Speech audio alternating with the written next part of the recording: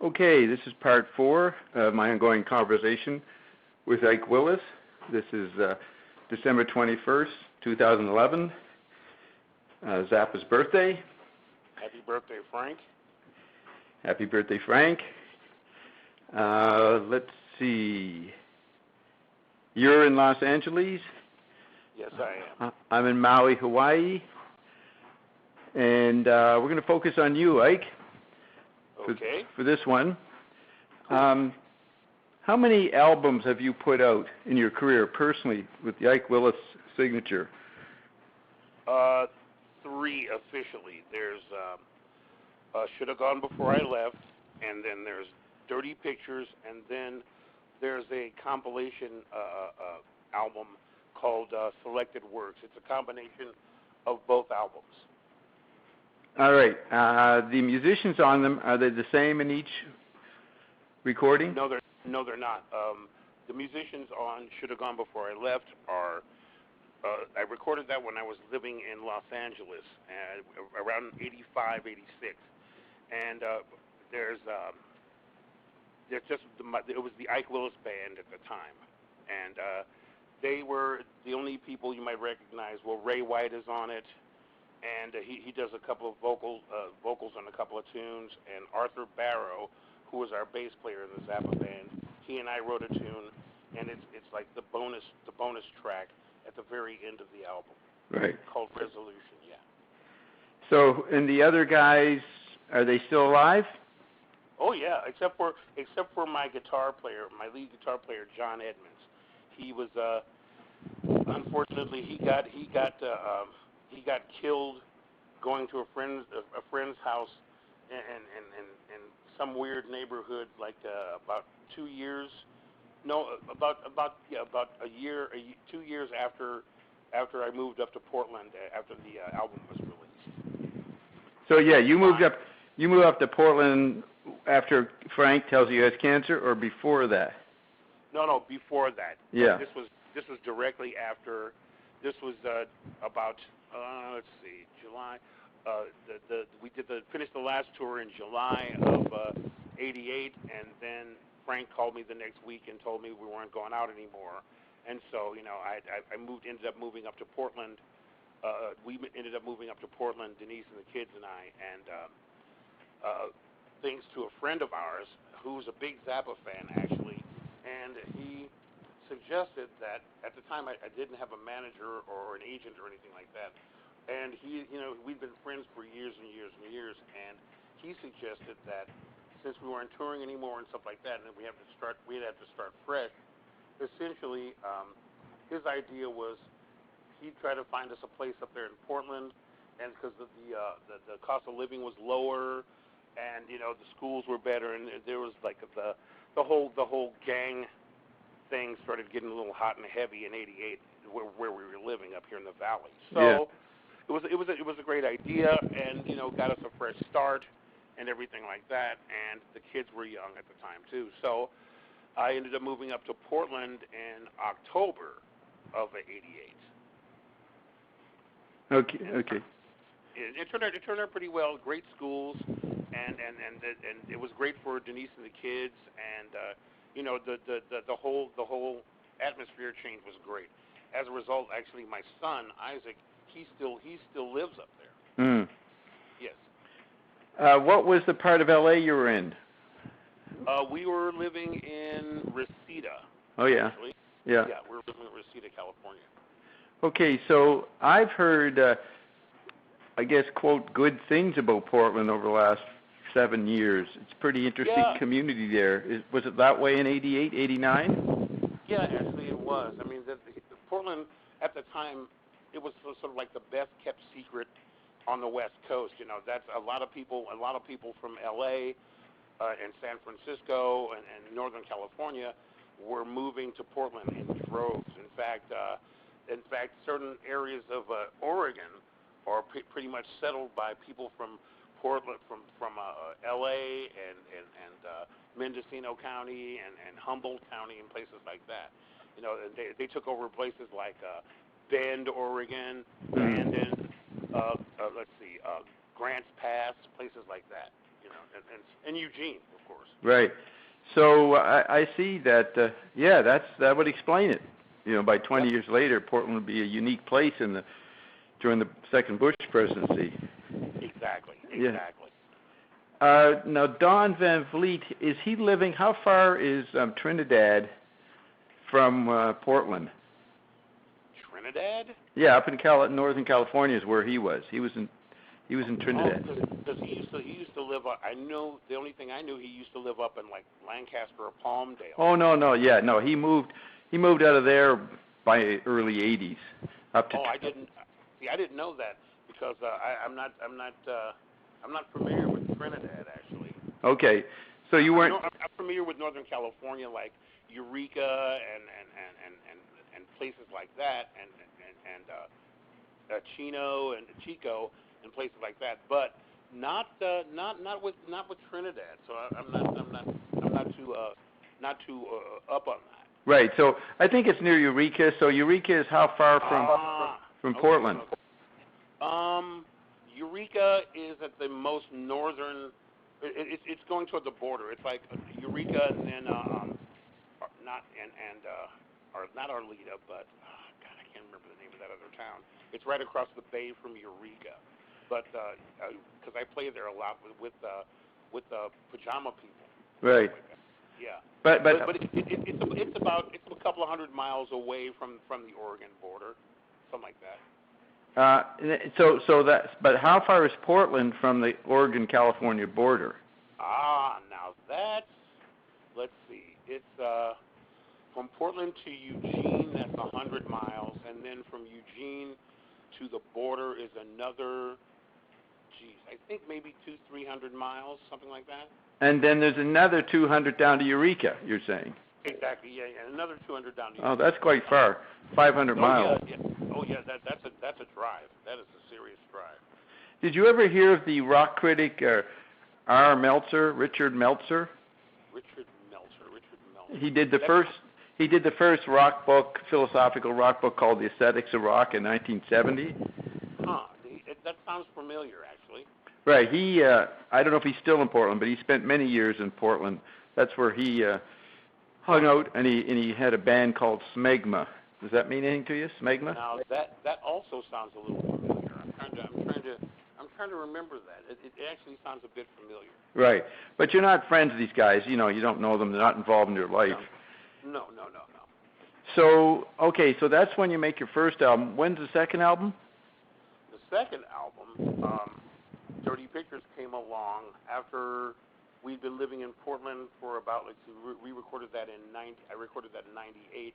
I put together a new Ike Willis band, and let's see, we recorded that in 92, 93.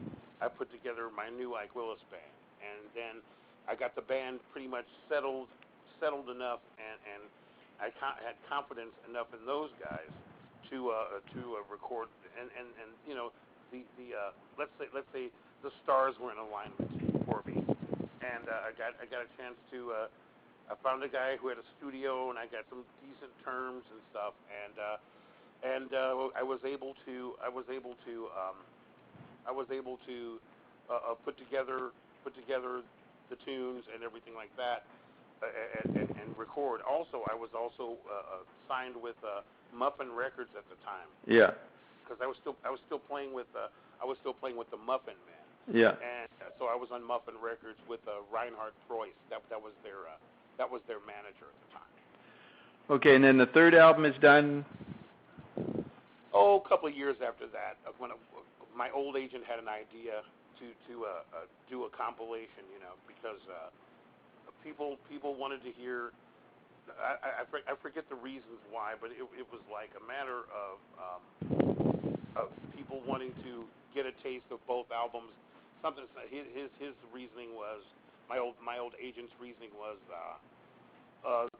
some of the fans wanted to hear an example of both albums, because you got to remember, Should Have Gone and Dirty Pictures were recorded and released like 10 years apart. Yeah. Yeah. So what was the concept? Why did you want to play your own music? Well, the thing is, I always have played my own music. Right. Since I was a kid.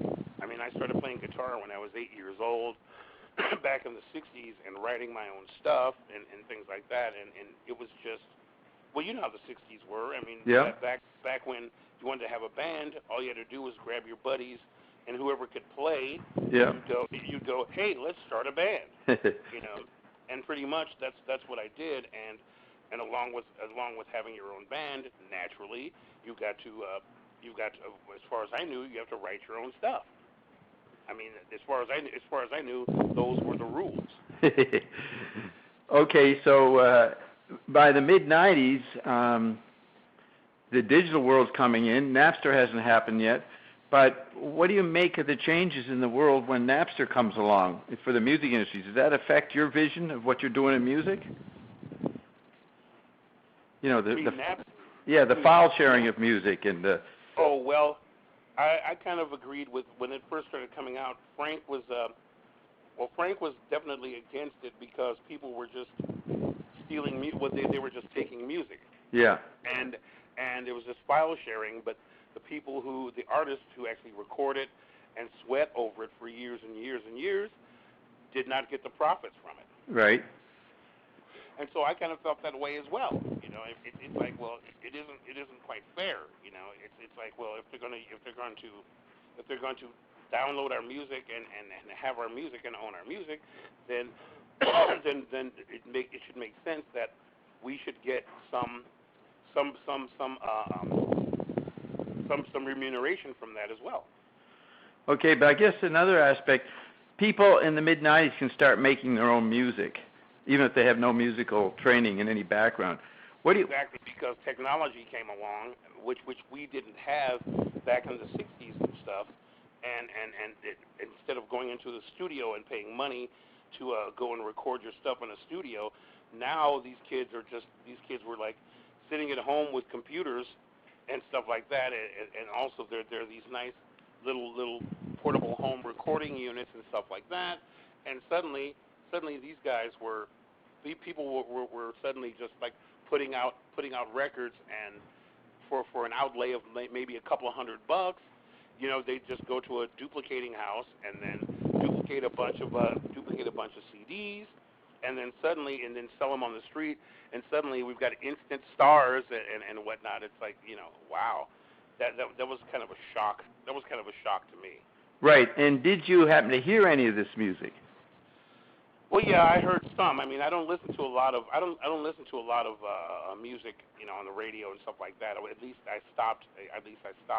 But the thing was, I had heard some stuff, and I really wasn't too thrilled with it. I mean, some stuff was good. I mean, every now and then somebody comes down the pike with something halfway decent, you know, which was okay. But the vast majority was just dreck, you know. It really wasn't all that creative or anything like that. Essentially, it was just all about making money and being a star and being on TV and things like that, you know. And pretty much that took away, as far as I was concerned, that takes away from being an artist. Yeah, you know what I mean? The craft. The craft, exactly. I mean, guys like us, you know, us old dinosaurs, you know, we spend, you know, years, decades and decades, you know, blood, sweat, and tears, and just working on, you know, creating something, and because of the love of the music and the love of the craft, and just creativity and things like that, and you know, it seemed that to me at least, it was kind of, they're kind of like, people were like cheating, you know what I mean? Yeah. Okay. The next thought from that is, let's see, where was I going with that? So Dweezil, a couple of years ago, 3, 4, 5 years ago, whenever he started doing Zappa Plays Zappa, he said, we've got a whole generation coming around that has never heard Frank. They don't really know good music. Now, that's his stated mission, and he seems to be pretty good at it. Is that what you felt back in the 90s, or after Frank passed? Did you feel that kind of mission about keeping Frank's music alive, or something? Well, go ahead. Yeah, something to, especially when there's Napster digital, people making our own stuff. Did that reinforce your mission of not making your own music, but doing Frank's music? Well, the thing is, I was actually doing both. I've always been actually doing both, my music and Frank's music. I'm doing Frank's music is because he asked me to before he died. So that's one thing. And also, I found that since he passed and all the new trends and all the new technology and et cetera, that was coming about. Well, Dweezil is right in this respect that the longer the more time passed since Frank's death, it didn't seem like there's too many artists or too many people that were kind of picking up the banner and being as creative or taking as many chances and really really pushing pushing the envelope, in other words, and that's one thing, and that is I thought was a serious thing. Now, and the thing is, like I said, Frank essentially asked me to help keep his music alive. That's one thing, and also I found out that Zappa fans, music fans, first of all, in general, and Zappa fans in particular, and I found that went well with me too. Every now and then, I started missing his music, and what I call, getting my Zappa fix. Yeah, right? yeah. And there was no other. If I wasn't doing it with my tribute bands and et cetera, then there's no way for it to be heard. Yeah. You know what I mean? Nobody else was doing it, and I started doing it. Let's see, he died 93. In '93, the week after Thanksgiving, and I started getting calls. I started playing his music with the Muffin Men. That was my first Zappa tribute band in February of '94. And I started getting calls. Actually, I started getting calls from the Muffins and other bands like that within a month of Frank's death. Wow. Yeah, and so as a result, I mean, I've been playing. Let's see, how long has Frank been dead? It's been 18 years now, or 18 years. 18 years, and I've been playing it for that long since he's been dead. And, and I've got to have. It's not only for the fans, and because he asked me to, because I realize that. I gotta have my fix too. Yeah. And while I'm still writing my music and still composing my stuff, it's nice to be able to have my own to be able to go out and play it and still keep it alive, and also to show other new fans what it's all about. Because the thing about it is now what's happening is we've got a couple of generations of brand new Zappa fans whose parents or uncles or big brothers or sisters or mothers or fathers, raised them on Frank's music. Right. And that's who comes to the shows now. Them, their kids, their grandkids, and things like that, which is a wonderful thing. So as at least I'm trying to, by my little efforts here, by my modest, humble efforts, and others, we at least are able to keep it going as much as we can, so that newer generations can actually enjoy it themselves too. Because Frank was all, needless to say, it's been said a lot, but Frank is truly one of the most important composers of the 20th century, no doubt about it. Yeah. And it's important that, just like Beethoven, just like Bach, just like Tchaikovsky, people like that, it's just as important that succeeding generations get a chance to study and enjoy Frank's music as well. Yeah, no doubt. Now, I find it, to me, it was symbolic that Frank passed on 93 because everybody gets access to computer stuff, 94, 95, 96, 97, and then people can make their own music. It's not really a craft anymore for so many people. And I was thinking that Frank, he wasn't, it's symbolic that when, it's like that old song, The Day the Music Died, the Buddy Holly, American Pie, when individual genius creativity, how is he going to compete against this virtualization of music? He goes. To me, it was symbolic. I didn't know that it was going to be that way, but as time went on, because it's odd preserving the memory of Frank, because Frank would be all for people making their own music. You know, that's, why pay attention to Frank kind of aesthetic, you know what I mean? Just do your own stuff. So it's curious to me about how we define what's important about Frank. What does it represent? I mean, this is now 18 years later. Where are we? Now here's an interesting point I just heard. The Smithsonian or the Library of Congress are now keeping their records, their paper materials, whatever, all the archives, they're getting off of CD and digital because it's eroding and decaying, and they're going back to vinyl or whatever a previous storage mechanism is. Really? Yeah. Great. Yeah. That's wonderful. Well, it's now come full circle. Yeah, and but that's great. Right. So if you move, and there is a trend, or at least a fad, of people going back to vinyl in youth or something, or whoever does this. Vinyl is a movement.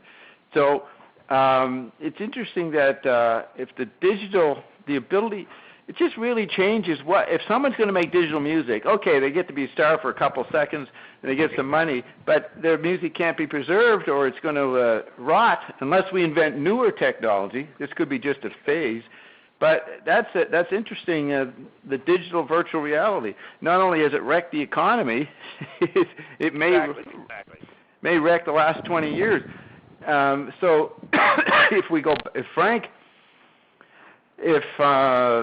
is, if people give up, if they can't make their own music, what does it mean to go back and be passive and watch someone else make great music? That does contradict Frank's aesthetic. See, Frank was for people being creative, and don't listen to him. So what are we preserving with Frank? I don't know. Maybe it's a standard of, if you're going to make your own music, well, here's something that's pretty incredible to aspire to. Maybe that's what it is. Yeah, basic. I guess a certain. I guess to aspire to that certain level of creativity and envelope pushing and things like that. I think that's certain way of doing things, because it was the when he taught me the things that he was teaching me, how to produce, how to engineer, how to record, things like that, and that was the craft. Okay, I guess what we're talking about, the craft. Okay? Yeah. And I think that's something to aspire to. I think that's a noble and honest thing to aspire to, especially when it comes to music, especially these days, because it's about creativity for the love of music, for the love of the craft, or for the love of the art. You see what I'm saying? Right, but here's an aspect, though, that Frank drew attention to himself because he didn't consider just what he made, the albums, that is his art. He considered the interviews art, running for president as art, all those other agendas. He had a social involvement as well as just making, as being a craftsman. So how would one be an artist maintaining that kind of comprehensive situation? That in itself is something I feel that's missing. Yeah. From what we're talking about, because a lot of the new let's say stars, artists, musicians, or whatever, they're only concentrating, or they're only dealing with one aspect of it. And yeah. That's just being famous, making a lot of money, and that's it. okay, and not concentrating on, well, how did it get there? Because it's so easy now. It's so easy now. It's the, like I was telling you before with Frank, what I learned from Frank, the engineering part, the mixing part, the remixing part, knowledge about how to mic an amp, how to mic a guitar. You know what I'm saying? Yeah. All that stuff, and having some knowledge, having at least some basic knowledge as to how the equipment works. You know, what it's called, how it works. You know, all that stuff. And there's a lot of things. There's a lot of little things that go along with it, which is a great thing. And it's all a matter of techniques and the learning process, right? Okay. No, but I get that. But the thing is, Zappa, it's so appropriate that he called himself, his band, the Mothers of Invention, because Frank, the scientist, the inventor, the Renaissance man, that is something I would require that of some unique artist today. Exactly. But that is, it's very odd how what would one invent? You know, because everybody can make their own virtual stuff. See, there's an obsolescence going on here about entertainment. Exactly. That's what we're talking about. Yeah. That's what it boils down to. In that sense, it's obsolescence because everybody's in such a rush to get out the latest product and as many as possible, and then rush on to the next one. Yeah. You see what I'm saying? That within it's just like new technology and all the new toys and all the new computer toys. I mean, when the newest toy comes out, like the iPad or the iPod or the iPhone, I mean, by the time it hits the market, you know that there's already something. The latest new toy has been on the research and development boards for the last 6 months previous to that. Yeah. And needless to say, because by Christmas time or by that's Christmas or whatever the latest holiday is or President's Day or something like that, shopping seasons, right? Yeah. That means the new toy, the next new toy, is ready to go on the market to replace the previous one, which now before it would cost like $1,000.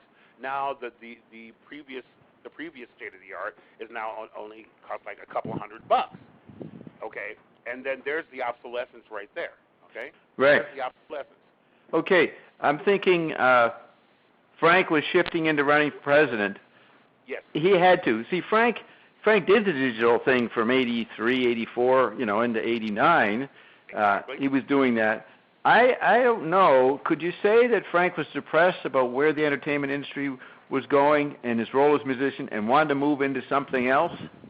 Well, not so much depressed as as I would say more so disappointed. Yeah, you know what I mean? Yeah. Not so much depressed, but disappointed. You know, he was. You know, it's like a shame that it was getting to that point. Okay, and his whole thing was whatever he was going, whatever phases he was shifting to, that still had he still incorporated his music, his compositions, and everything like that as well, no matter what. Right. Yeah. And so I can see why he would move into. He started his Why Not company to go over to Soviet Union or the post-Soviet Union. He could work with Havel in different ways. He was going to run for president.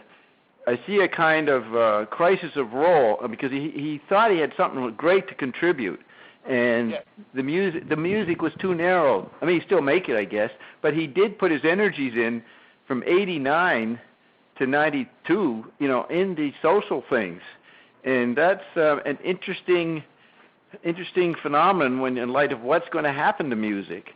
I mean. Exactly. So I'm asking you then now, with that, after we laid that groundwork of how we got here, what were your influences in your own creativity, or is there any particular artist that were an influence, or too diverse and you didn't have that kind of influence? You just made your own music. Well, it was lots of influences. There was Hendrix, there was Frank, there was Miles Davis, there was. That's the thing. Since I'm not only a musician, a guitarist, but I'm also a vocalist as well. So I grew up listening. I grew up being influenced by great vocalists as well as great instrumentalists, classical stuff, jazz stuff, rock. Every genre, right. pretty much. Because there's too many great things out there, musically and vocally and artistically, to just settle on just one influence. You see what I'm saying? Because there's everybody has something to contribute. I always felt, and so I basically incorporated whatever I learned or heard or whatever. I'm a strong believer in knowledge is power, and that way, knowledge is power, and however much practical knowledge I could come across and actually utilize, I would, and that's the thing. There is no right or wrong in music or artistry. It's all relative. Therefore, basically, as an individual artist and as a composer, as a musician, and as a performer, there's all sorts of great tidbits out there to utilize, along the way, and to make use of. Okay, and that's what essentially I think that's what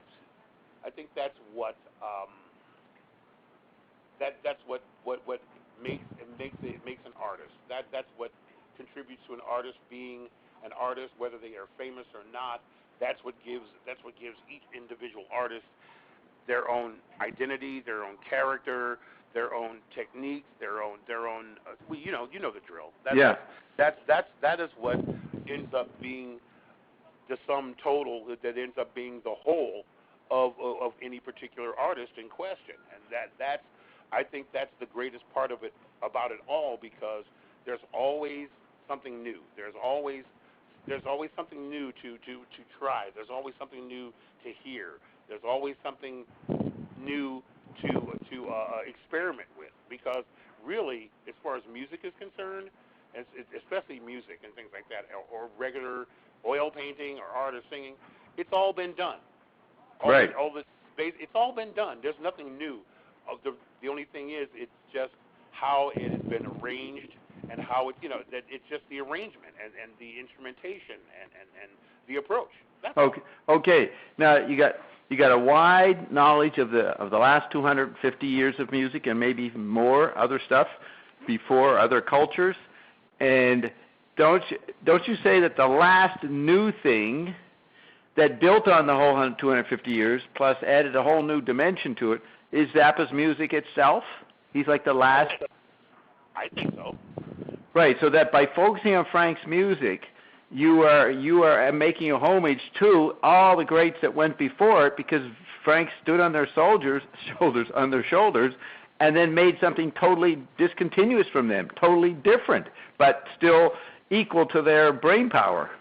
Oh, indeed, I agree wholeheartedly. Yes, and the way that he went about doing it was totally honoring the people that came before, because it was an amazing approach, and it was a great approach to it, and it was honest. It was an honest and sincere and true and pure approach to paying homage to those who went before. He wasn't faking it. He wasn't trying to copy from somebody. He wasn't trying to he wasn't trying to clone anybody else. No. And he never did. And I thought that was the most remarkable thing of all about him and what he's done creatively. Right. Through his body of work. Okay, so you do Can you play yourself the most difficult compositions of Frank? I can play a good chunk of them. I can play a decent amount of them. Now, on YouTube, you can see occasional kid doing Inca Roads or something. What is it that you know of Frank's music that the kid who can is good enough with his guitar hands to do Inca Road or a few of these other complex things? What's different that you know that they don't know as much, they don't know as many Zappa tunes, but what do you bring to it that if they suddenly, Ike's not here, some kid says, I want to preserve Ike's memory for what Ike could do with Frank, I can do Frank, I'm going to do it. What is it that makes that they may not be able to do that you can do? Well, it seems to be the thing that I seem to be able to do that very few people can't do is the fact that I'm a guitar player. Okay, Frank's had tons of guitar players, but right. There hasn't been anybody. There's been very few or anybody that I know that is able to play the songs, play the parts, because basically I play my parts. I play the same parts I've been playing for 30 some odd years, but to be able to play the parts that I played, the difficult ones and the easy ones, and also sing them at the same time. Right. To sing, that's what you can do. Sing at the same time. Yeah, sing it and play it at the same time, while all these different time signatures are going on, right, and throughout all these different arrangements, because there are tons and tons of different arrangements of these same songs that I've had to learn and relearn over the years. Right. And the thing is, Frank always had the confidence in me to just say, okay, Ike, grab your guitar. Here's your vocal part. Here's your guitar part. Okay, now put them together. All right, here's the next section. Here's the next section. Here's the next section. And basically, remember, he hired me to be the front man, the lead vocalist. Right. So basically, my job was I had like my job. I was doing like double and triple duty. Sometimes I had to play percussion. Sometimes I played bass parts. Sometimes I played synthesizer parts. That kind of thing. Right. All at the same time, being the front man and working the crowd and doing and keeping the vocal parts down and making sure everybody else, the rhythm section was on time, and making sure everybody was right there with Frank and on the same page with Frank as well. Okay. Yeah, you have to be the teacher of it. You had to teach Andre stuff, right? Oh yeah, always. All of my tribute bands, I have to teach. That it's a constant state of teaching. Okay? Yeah. Because I mean that basically, the guys from every band, they learn. They rehearse before I get there, and they practice the notes, and they practice on playing the right notes. But the thing is, there's more to it than that. I mean, you play. Yeah, that's what they don't know. They don't know the extra part that you're going to bring to it. Right. The comedy, the spontaneity, the looseness, and also the application of certain breaks in the songs and also the different arrangements. Here's the thing, because every band plays when they rehearse before each tour, they learn specific arrangements. Yeah. Now, and a lot of the guys know only one arrangement. But the thing is, I mean, I know tons of them. I know hundreds of different arrangements of these same tunes, and also different applications or combinations of different arrangements from different shows, right, different albums, et cetera, to these same tunes. And that's the key. And also to be able to use these arrangements live over the course of a 2-hour concert, and still entertain people, keep their attention, and keep them laughing, keep their attention as well, and also to still instill that same respect and that same sense of awe, and amazement at Frank's music. Okay, let me say this. Do these kids, or whoever they are, these cover bands, tribute bands, they learn the stuff. Do they know they haven't got it right and appreciate what you add to them, and they didn't even know what you were going to teach them? Or do they know that? Do they know they require Ike's finishing touches? Well, for the most part, yeah. Most of them. Well, I've been playing with the majority of my bands now for so long. It took a couple of years, but they realized that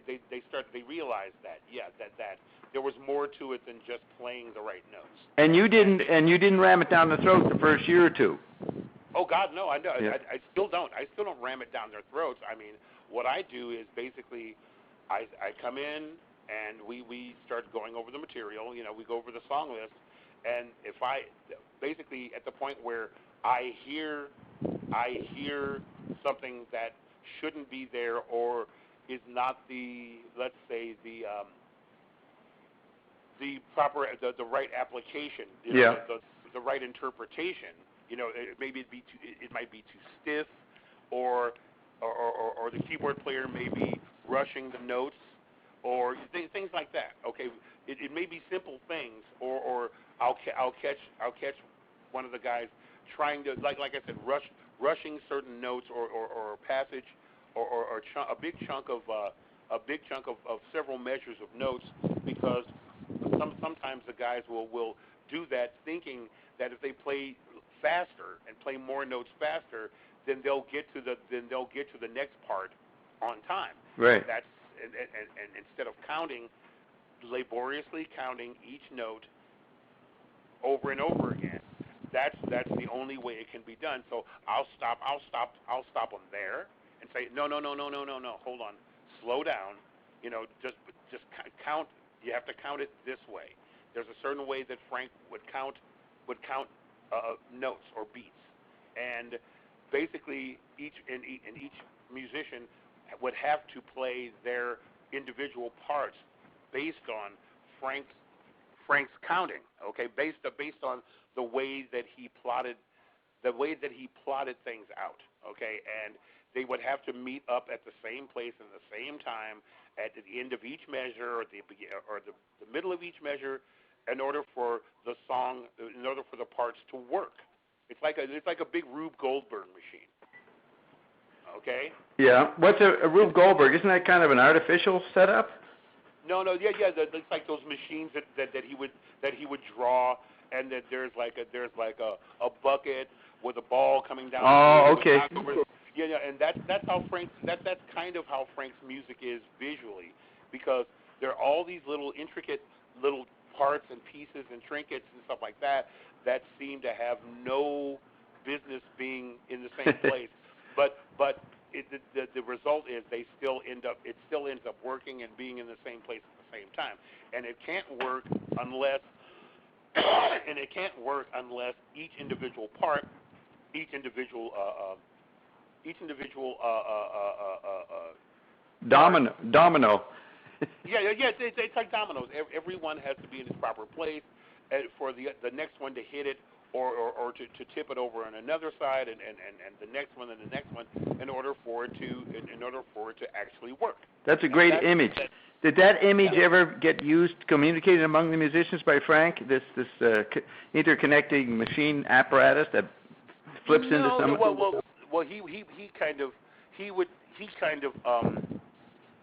he kind of explained it a little differently to depending on the musician, depending on the band, depending on. I mean, that was just the way I saw it. Right. That's the way it looked like to me, and I thought it was great. I thought it was funny, and I had so good a time. I had such a great time playing, actually learning the songs and playing the songs and doing the arrangements based on that concept, because you know, Frank and I would talk about it sometime, and basically it's like I said the other couple of nights ago, live cartoons. Yeah. You know? And it's pretty much like that, and it's simpler.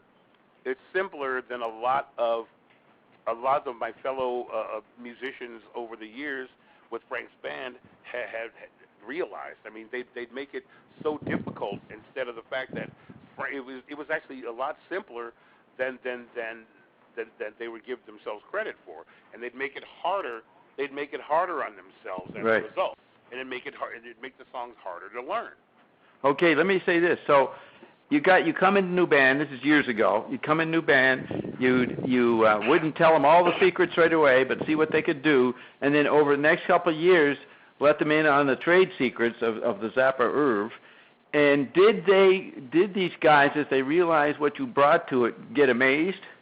Oh yeah. I mean, that's what I'm saying. That you put it, you hit the nail on the head. I would basically let things play out. Yeah.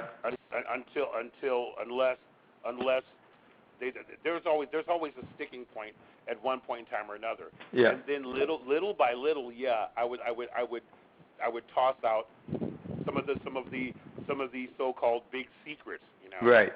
And which would turn out to be not such a big huge secret after all, but something very, very simple. Yeah. And it's something very, very simple, and just once it's applied, their jaws would just drop. Right. It's like, is that all? You mean that's all? You know, it's like yeah, that's it. Very, very simple, very amazing, but very, very simple. And once I explained that, because they'd have to see it. You have to see it for yourself. Yeah. And experience it for yourself. And once they did, it was like, oh my God. Right. You mean that's all I had to do? It's like, yeah. And so apply that, and ta-da, you can apply it to almost any other song that Frank has ever written. Okay, so you're actually Zappa was a school. You're actually carrying on the school of Frank, not just nostalgia for his music. Exactly. You're a school. Exactly. It's a university. Right. And these kids that end up in your band, they heard Frank, they liked Frank, but they did not know it was a school. So you're actually carrying on the tradition of the schoolness of Frank. You know what I mean? Yes, indeed. Yes, I get. Yeah, you're absolutely right. That's pretty much what it boils down to. So you're absolutely correct. Yeah. Now, I don't know how much you have ever talked about Dweezil's band. Have you experienced them? No, I've never seen them. So you don't have an opinion on what they're doing? No, not really. I mean, I get reports and people other fans and stuff, and lots of my friends who are fans. They get back to me and tell me that they've gone to the concert and stuff, and then they give me their opinions and stuff like that. But right. So I mean, basically, I just take it all with a grain of salt, because until I actually see them and hear them for myself, you know, then I will reserve an opinion, or then I'll lay out my actual point of view of what I think of them. Right, because in some documentaries they've shown Dweezil at the controls, showing, in the studio, showing the subtleties of a Zappa composition, this and that. But would Dweezil be able to do the school of Frank? Well, to a certain extent, I would say, because to a certain extent, yes, because after all, he is Frank's son and he's been around. But you got to remember, at the time when I was in the band, when I joined the band, he was 7 years old. Yeah. And so he was never an actual band member. So he gives his point of view and his observations based on however many times or the things that he had seen or experienced whenever he had a chance to observe rehearsals and stuff like that. That is when he didn't have to go to bed or do homework or go to school. Right. And that's the thing. So I guess, yes, Dweezil, he definitely has a lot to bring to the table as far as that's concerned. And yeah, but the school, the university, the school part, I'm not so sure, because he was a kid. He was a kid during those times. Yeah. And during the times when we were churning out, the Joe's Garages and the Apostrophes and the Roxys and Elsewheres and things like that. That was a time when Frank was really, he was really at his peak. He was, his true creativity and things like that. Even during the Mother's Days in the '60s, those are things. I mean, hell, I missed out on a lot of that stuff because I was a kid during the '60s. Yeah. But the thing is that so the answer to your question, yeah, I can. Yeah, I would have to say yes. He can actually do that, but I don't know. I'm not quite sure to what extent. Okay, so that's good. We've stated that. Now, is the reason you're having this book about you coming out, is it someone realized that you've done this schoolness? Is there someone who appreciates what you've done? And that's by and large, yes. The people that always ask me why I should write a book, et cetera, basically, it's like conversations like this. It's like I'm talking to my friends, and sometimes fans and things. Even some of my band members, it's like when I explain certain things, or we have these kind of conversations. Yeah, that's when it comes up because it's basically the suggestion that more people should know about these things. Yeah, the things that these are the things that the average fan aren't aware of. Right. The average fan isn't aware of the intricacies and all the little side stuff, the funny stuff, and the things that contribute to what got us there. And the songs their favorite songs that they love to listen to, how they got created, or how it actually works, and all sorts of things like that. So that's kind of what it boils down to. So who suggested the book? Did you? Did someone else? How did this? Well, not just one person in particular. Lots of people. Hell, I mean, I've been thinking about it for years. For a couple of decades, and also my friends have always also suggested it. Denise and I have been talking about it for quite some time. On and off, the subject has come up. Right, because you're the repository of this history, of this knowledge that no one else could articulate.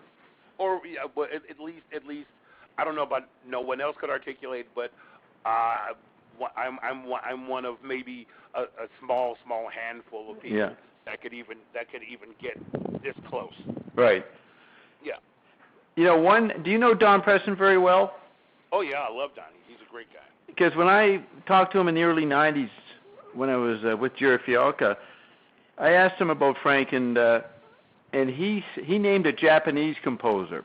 He did not think Frank was the greatest composer. Did you ever have of our time? Did you ever have that discussion with Don? No. So you're not aware that even who this other Japanese composer is that he was. No, I'm not. No, I don't think so. Yeah, because I'm not sure, don't know, but one could naturally think, well, he's part of that mother gang that had that bitterness because they got cut out. That. Well, no, that's the thing. I mean, I don't get it. I don't get any. All the times I talk with Donnie, I don't get bitterness from him. Okay. And in fact, whenever we talked about Frank and stuff, he really put that. Well, Don, let's say he had a lot of great stories, and he would always talk to me about. We'd always talk about. He would tell me about how much fun they used to have, and how smart a guy Frank was, and a lot of things that he did appreciate. Right. Frank. And so, I mean, that's like I can only tell you what I've been privy to. Okay, that's good. So, so while you're doing, president of the Zappa Schoolhouse, how do you get your own work done, your own music? Is it just inspired, comes to you, or do you set time aside to make your own creations? Well, a little bit of both. I mean, sometimes I set time aside. Sometimes it just comes. Right. Basically,